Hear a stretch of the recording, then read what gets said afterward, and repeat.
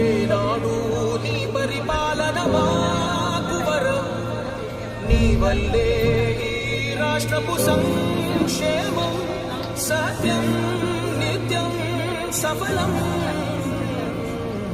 జనగణ మంగళదాయకుడా, ఘనమగు చరితల నాయకుడా, పలుతరములు మము పరిపాలించర స్వామికుడా. నవయుగ మేధో సైనికుడా, సమయము తెలియని సేవకుడా, యువన వ్యాంధ్రకు ప్రగతిని చూపర సాధకుడా, వైతాళికుడా.